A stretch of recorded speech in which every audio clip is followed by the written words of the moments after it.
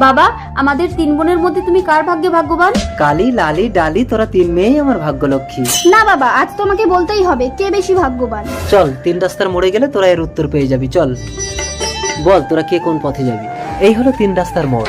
এই পথে গেলে প্রচুর টাকা পাবি, তোদের সারা জীবনের অভাব মিটে যাবে। এই পথে গেলে একটা পরশ পাথর পাবি, যাকে সহজ সরল মনে স্পর্শ করে যা চাইবি তাই পাবি। আর এই পথে গেলে একটা অন্ধকে পাবি, যে আগে ওই টাকা আর পাথরের মালিক ছিল, এখন সবকিছু হারিয়েছে ভিখারি। বাবা, আমি এই পথে যাব। অনেক টাকা পেলে আমার সারা জীবনের চাহিদা মিটে যাবে। বাবা, আমি এই পথে যাব, পরশ পাথর পেলে আমি যা চাইবো তাই পাবো। যা লালি। বাবা, আমি এই পথে গিয়ে অন্ধবিকারীর সাহারা হতে চাই। যা কালি। টাকার ব্যাগ, এত টাকা, আমি যাই। এই দাঁড়াও, এই টাকা এখন সরকারের আন্ডারে। এই টাকা চুরি করার অপরাধে আমি তোমাকে অ্যারেস্ট করলাম।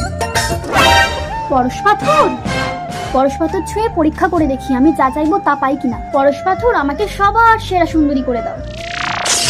এই কি, আমি কালো কুৎসিত হয়ে গেলাম কেন? না, মুখটা ঢাকিয়ে ওদের কাছে গিয়ে পরশ পাথর দিয়ে ওদের অবস্থাও আমার মতো করবো। এই তো অন্ধবিকারী, আস্তে পড়ে যাবে। কে তুমি? একটা অন্ধ অসহায় মানুষের হাত ধরলে? আমি তোমার বউ হয়ে সারা জীবনের সাহারা হতে চাই।